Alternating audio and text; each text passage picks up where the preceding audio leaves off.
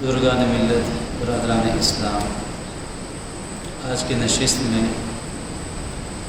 اسلام کے اہم فریضہ زکوٰۃ سے متعلق چند بنیادی معروضات اپنی خدمت میں پیش کی جائیں گی۔ چونکہ عام طور پر بہت سے مسلمان رمضان المبارک کے مہینے میں زکوٰۃ ادا کرتے ہیں، تو اس گفتگو کے ذریعے سے زکوٰۃ سے متعلق شرعی احکامات کو اور فضائل کو اور طریقہ کار کو ایک یاد دہانی کے طور پر عرض کرنا بھی مقصود ہے۔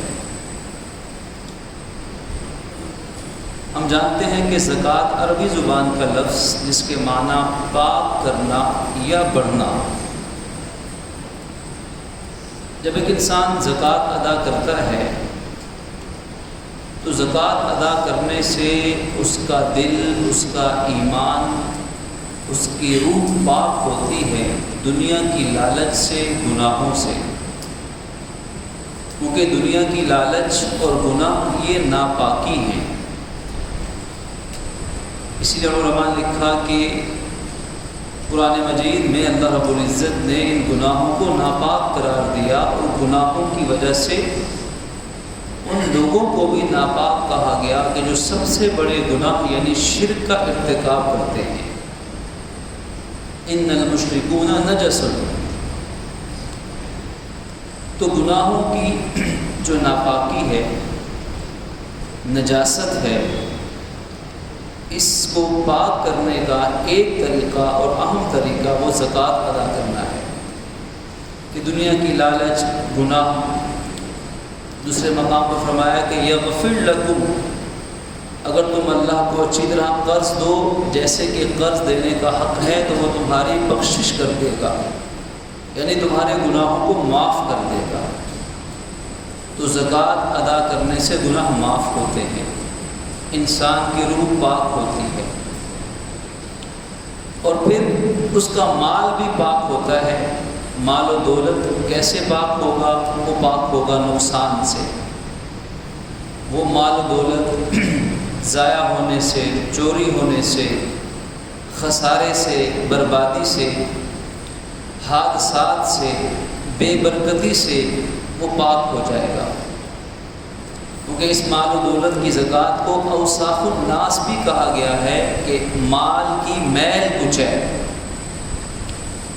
جب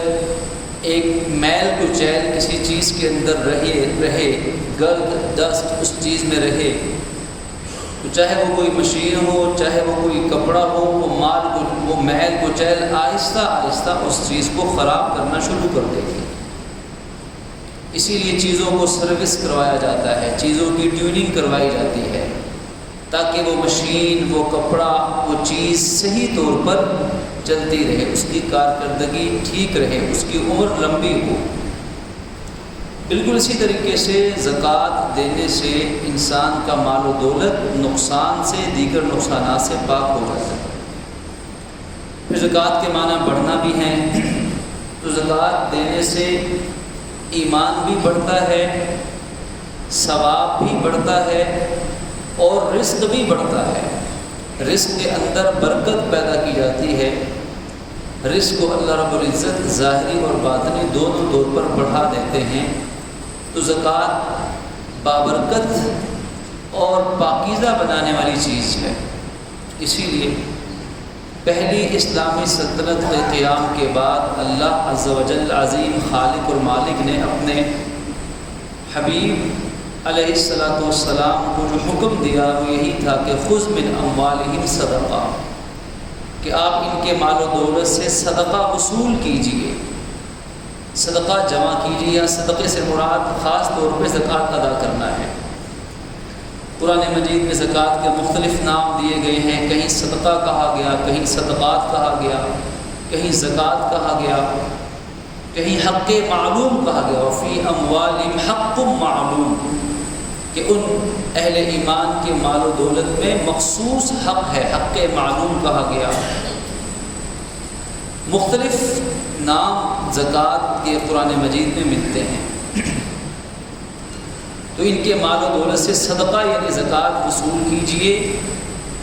اس میں اسلامی سلطنت کی ذمہ داریوں میں سے ایک ذمہ داری یہ بھی بتائی گئی کہ اسلامی حکومت کے زیر نگرانی زکوٰۃ کی وصولی اور زکوٰۃ کی تقسیم کا نظام بھی قائم ہونا چاہیے۔ ہاں یہ درست بات ہے کہ ہر چیز کی زکوٰۃ اسلامی حکومت وصول نہیں کرے گی، کچھ چیزوں کی زکوٰۃ لوگ خود ہی دے دیں گے اور کچھ چیزوں کی زکوٰۃ اسلامی حکومت کے نمائندے وصول کر کے اسے خزانے میں جمع کر دیں گے۔ اسی لیے زکوٰۃ کو کہا گیا الزکوٰۃ قنطرۃ الاسلام، زکوٰۃ اسلام کا خزانہ ہے۔ اب زکوٰۃ دینے سے اسلامی سلطنت کا خزانہ محفوظ رہتا ہے، خزانہ بھرا رہتا ہے، اور اگر ملک کی خزانہ مضبوط رہے، بھرا رہے تو ملک ترقی کرتا ہے، اس خزانے میں سے پھر غریبوں پہ خرچ کیا جاتا ہے۔ اس لیے ایک مقام پہ فرمایا گیا کہ زکوٰۃ مسلمانوں کے مالداروں سے لے کر مسلمانوں کے غریبوں پر تقسیم کی جاتی ہے، نہ غیر مسلم سے زکوٰۃ لی جاتی ہے، نہ غیر مسلم کو زکوٰۃ دی جاتی ہے۔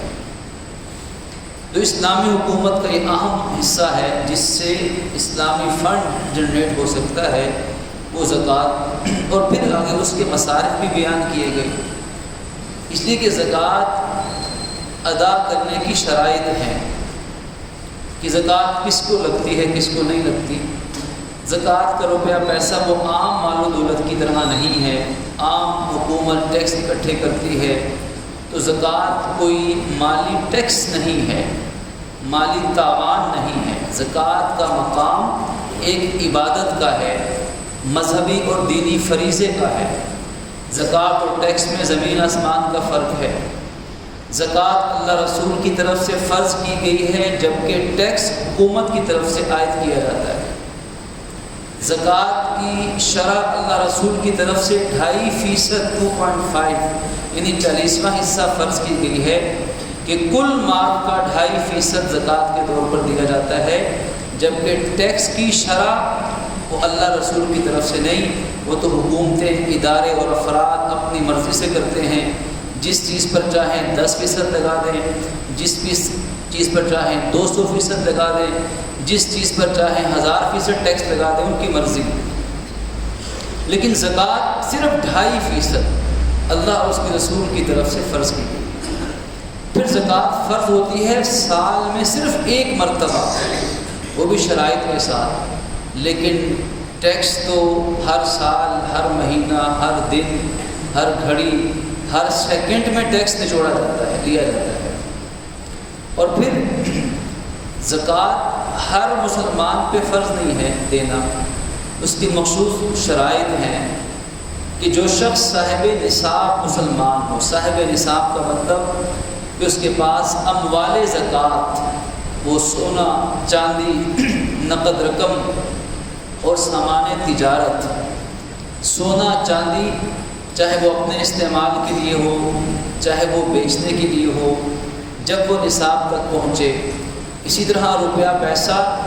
چاہے وہ کسی کو ادھار دے رکھا ہے، چاہے وہ گھر میں ہے، چاہے وہ بینک میں ہے، چاہے اس سے اس نے کوئی چیز اور مال کی شکل میں خرید لی، کسی نے شیئرز خرید لیے، تو وہ کسی بھی صورت میں اس پیسے کو تبدیل کیا گیا جو کہ نوٹ کی شکل میں ہے یا کسی کرنسی کی شکل میں ہے۔ اسی طرح مال تجارت ہے کہ جس کو آگے بیچنے اور کاروبار کی نیت سے خریدا گیا، اور جب زکوٰۃ کا سال مکمل ہوا تو زکوٰۃ اس پر تجارت کی ہی نیت تھی۔ تو یہ 4 چیزیں، سونا، چاندی، نقد رقم، سامان تجارت، انہیں اموال زکوٰۃ کہا جاتا ہے۔ جب ان کی چاروں کی یا بعض کی جب مالیت یا قیمت 52.5 تولے چاندی کے برابر ہو جائے، 52.5 تولے چاندی کے برابر جب ان کی مالیت ہو جائے، تو پھر شریعت کہتی ہے کہ یہ شخص صاحب نصاب ہے۔ اب ہر عاقل بالغ مسلمان مرد اور عورت، بچے کے مال پہ زکوٰۃ نہیں ہے، جیسے اس پہ نماز فرض نہیں، روزہ فرض نہیں، ایسے ہی اگر نابالغ بچہ یا بچی اور وہ صاحب نصاب ہو تو اس کے نصاب پہ زکوٰۃ نہیں ہے۔ لیکن جو بچہ یا بچی بالغ ہوں گے، گھر میں چاہے ایسے 10 افراد ہوں، چاہے ایک فرد ہو، ہر ایک کی اپنی اپنی ملکیت کی حدود ہیں، ہر ایک کی اپنی اپنی ملکیت، شوہر کی، بیوی کی، بیٹے کی، ماں باپ کی، اپنی اپنی ملکیت کا حساب لگے گا کہ کس کے پاس کس کی ملکیت میں کتنا مال زکوٰۃ ہے۔ تو شریعت کہتی ہے کہ جب وہ مال نصاب کے برابر ہو جائے اور پھر اس کے بعد اس پہ سال گزرنا شروع ہو اور پورا سال گزر جائے تو پورے سال میں صرف ایک مرتبہ زکوٰۃ فرض ہوگی، جبکہ ٹیکس میں یہ معاملہ نہیں ہے۔ اور جو ٹیکس کے معاملات ہم بخوبی واقف ہیں اسے جانتے ہیں۔ پھر آپ دیکھیے کہ زکوٰۃ کا نظام اللہ کے نبی صلی اللہ علیہ وسلم نے متعارف کروایا ہے اور صدیوں سے دنیا میں رائج رہا ہے، اور جب اسلامی معاشرے میں زکوٰۃ پابندی سے دی جاتی رہی ہے تو ہر طرح کی برکتیں اس معاشرے کو اللہ عطا فرماتا رہا ہے۔ اور پھر زکوٰۃ کس کو دی جانی ہے، کس سے لی جانی ہے، شریعت نے اس کا ایک معیار رکھا کہ امیر سے لیں گے، صاحب نصاب سے لیں گے اور 2.5% دیں گے، اور غریب کو دیں گے۔ غریب کی تعریف کیا ہوگی کہ غریب جس کے پاس سونا، چاندی، نقد رقم، سامان تجارت، اور 5ویں چیز ضرورت سے زائد سامان زندگی، ایسی چیزیں زندگی کی کہ جن کی جو بے شمار تعداد میں پڑی ہیں اور کبھی ان کے استعمال کی نوبت ہی نہیں آنی، یہ 5 چیزیں اگر ان 5 کی مالیت 5 ہو جائیں یا 5 میں سے چند ایک ہو جائیں، ان کی مالیت اگر وہ 52.5 تولے چاندی کے برابر نہیں ہے تو یہ شخص مستحق زکوٰۃ ہے۔ اب جب مستحق زکوٰۃ ہوگا تو زکوٰۃ صرف اسی کو دی جا سکتی ہے جو مستحق زکوٰۃ ہوگا، یعنی زکوٰۃ کے نظام کے نتیجے میں دولت کا دھارا، دولت کا رخ وہ امیر سے غریب کی طرف مڑ جائے گا۔ زکوٰۃ امیر سے غریب کی طرف دولت کو لے جائے گی، جس کی وجہ سے معاشرے کے اندر جو معاشی توازن ہے وہ قائم ہوگا، ایک بیلنسڈ اکانومی وجود میں آئے گی کہ امیر زکوٰۃ دینے کی وجہ سے وہ امیر ترین انسان نہیں بنے گا، اسے معلوم ہے کہ ہر سال 1 کروڑ کے پیچھے 2.5 لاکھ روپیہ زکوٰۃ کا وہ مائنس ہوتا رہے گا۔ امیر ترین نہیں ہوگا اور پھر غریب ترین نہیں ہوگا۔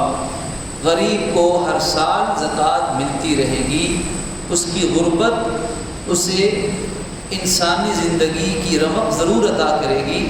غریب خط انسانی سے، اپنی بنیادی ضروریات پوری کرنے سے قطعاً محروم نہیں ہوگا۔ تو زکوٰۃ معاشرے کے اندر ایک معاشی توازن قائم رکھنے کا ذریعہ بنے گی، اس لیے کہ زکوٰۃ امیر سے غریب کی طرف مڑتی ہے۔ زکوٰۃ کے نتیجے میں دولت غریب کی طرف جائے گی، امیر سے لی جائے گی، لیکن ٹیکس کے نظام میں دنیا میں اور کہیں ہو یا نہ ہو، لیکن پاکستانی قوم اس بات سے بڑی اچھی طرح بخوبی واقف ہے کہ ٹیکس کی مد میں ہمارے ملک کی معیشت کہاں سے کہاں چلتی ہے اور کن کے کچن چلتے ہیں، کن کی دنیا کی عیش پرستیاں اس ٹیکس کے نظام پہ پلتی ہیں۔ اگر دیکھا جائے تو شاید بڑے بڑے ادارے اور بڑے بڑے مالدار لوگ اس ٹیکس سے مستفید ہوتے ہیں، جبکہ بیچارہ غریب طبقہ، مفلوق الحال طبقہ، محتاج طبقہ، اس کا کام ہے ٹیکس دینا، اور بڑے بڑوں کا کام ہے اس ٹیکس کو اپنے مقاصد میں استعمال کرنا۔ تو زکوٰۃ کے نظام میں اور ٹیکس کے نظام میں زمین آسمان کا فرق ہے، اس لیے زکوٰۃ کو ٹیکس قرار دے دینا یہ ایک بہت بڑی فکری غلطی ہے۔ اللہ کے نبی صلی اللہ علیہ وسلم کے زمانے سے لے کر آج تک اگر نظام زکوٰۃ کو دیکھیں تو ٹیکس کا نظام، زکوٰۃ کا نظام اور دونوں الگ الگ دھارے ہیں۔ تو شریعت نے زکوٰۃ کو بڑے اعتدال توازن کے ساتھ مسلمانوں پہ عائد کیا، اور دیکھیے یہ زکوٰۃ کی ادائیگی کیسا مبارک عمل ہے کہ اللہ رب العزت اس کو اپنے ذمے قرض قرار دے رہے ہیں۔ ان تقرضوا اللہ قرضا حسنا، اگر تم اللہ کو قرض عطا کرو، اچھے طریقے سے قرض دینا، خوش دلی سے دو، پابندی سے دو، احتیاط سے دو، غریب کو ڈھونڈ کر دو۔ ہر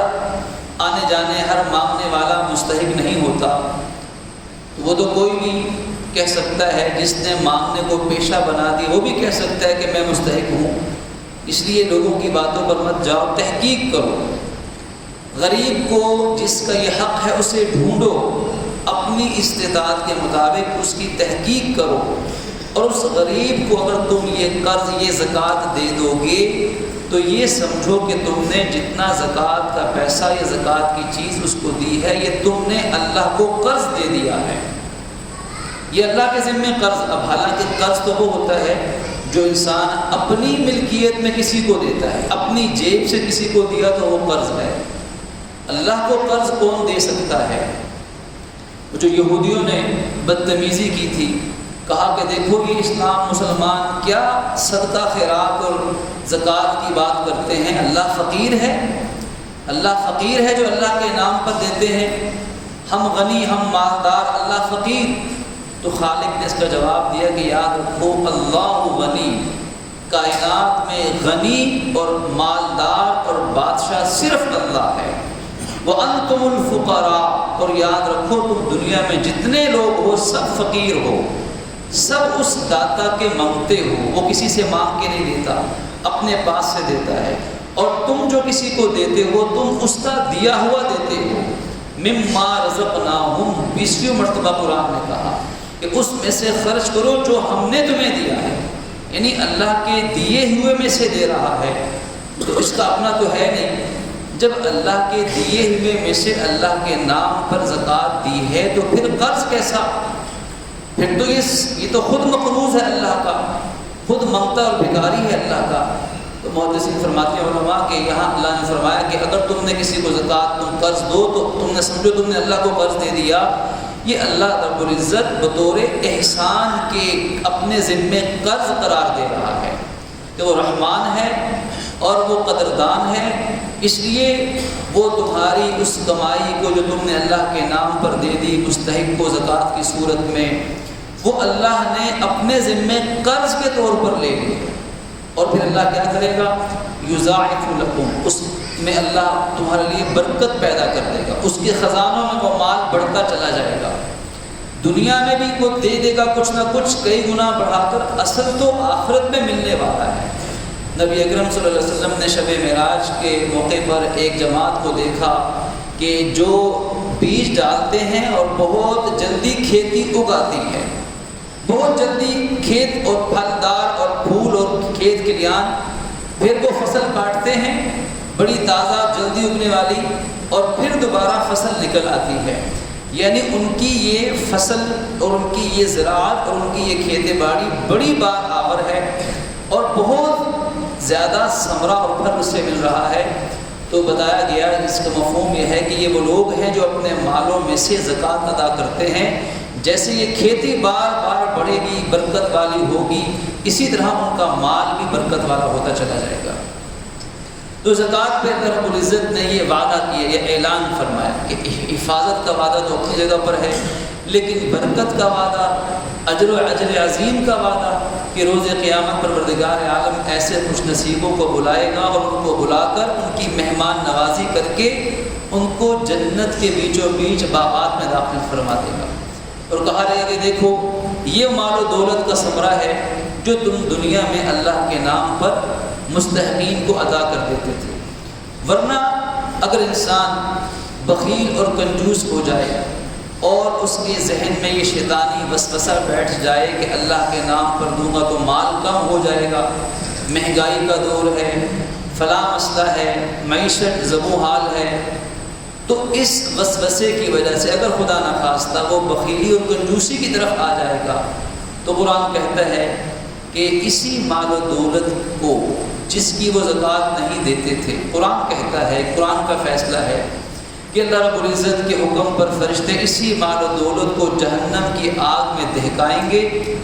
معاذ اللہ ثم معاذ اللہ، جہنم کے اندر ڈال کے گرمائیں گے، اور اس شخص کے چہرے، اس کے سینے، اس کے پیٹھ کو اس خزانے سے، اس دولت سے دھکایا جائے گا، داغا جائے گا کہ جس مال کی زکوٰۃ دنیا میں نہیں دیا کرتا تھا۔ صحیح حدیث میں آتا ہے کہ وہ مال جس کی زکوٰۃ نہیں دی جاتی، روز قیامت وہ ایک خطرناک، ایک زہری ترین، ایک موذی اژدہا کی شکل اختیار کر جائے گا، اور کہا جائے گا وہ اس کے گرد لپٹے گا اور زکوٰۃ نہ دینے والے ڈیفالٹر کے ساتھ لپٹ کر اپنے زہریلے دانت اور پنجے اس میں گاڑے گا، اور حدیث میں یہ الفاظ بیان کیے، وہ کہے گا انا کنزک انا مالک، ساتھ ڈسے گا، ساتھ کہے گا انا کنزک انا مالک، معاذ اللہ، کہ میں تیرا وہ خزانہ ہوں، میں تیری وہ دولت ہوں جس کی تو زکوٰۃ نہیں دیا کرتا تھا۔ جیسے زکوٰۃ مردوں پر فرض ہے، ایسے زکوٰۃ اس خاتون پر بھی فرض ہے جو صاحب نصاب ہو۔ اللہ کے نبی صلی اللہ علیہ وسلم نے کچھ خواتین کو دیکھا، ان کے ہاتھ میں سونے کے کنگن پہنے ہوئے تھے، پوچھا کیا اس کی زکوٰۃ ادا کی؟ عرض کیا جی نہیں۔ فرمایا کیا تم چاہتی ہو کہ اللہ ان سونے کے کنگنوں کی وجہ سے تمہارے بازوؤں میں آخرت میں جہنم کے آگ کے کنگن پہنائے؟ تو عرض کیا کہ نہیں یا رسول اللہ۔ فرمایا پھر ان کی زکوٰۃ ادا کیا کرو، ان کی زکوٰۃ ادا کیا کرو۔ تو دیکھیے شریعت اسلامیہ نے زکوٰۃ کے معاملے کو کتنا آسان بنایا کہ زکوٰۃ فرض ہونے سے پہلے بھی پورا سال اگر کوئی تھوڑی تھوڑی دیتا رہے تب بھی ادا ہو جائے گی، اگر زکوٰۃ فرض ہونے کے فوراً بعد اکٹھی کسی نے دے دی تب بھی ادا ہو جائے گی، اگر زکوٰۃ فرض ہونے کے بعد اگلے پورے سال میں وہ تھوڑی تھوڑی کر کے بھی دیتا رہے تب بھی ادا ہو جائے گی۔ اور صرف 2.5% ہے کہ 100 میں سے 2.5% کی حیثیت ہی کیا بنتی ہے، لیکن جب سارے مالدار 2.5% کم از کم زکوٰۃ نکالیں گے تو وہ زیادہ ہو جائے گی، اور اس سے معاشرے کی غربت دور ہوگی، غریب کی بنیادی ضروریات پوری ہو جائیں گی، غریب کو حلال روزگار کچھ نہ کچھ شروع کرنے کا موقع مل جائے گا،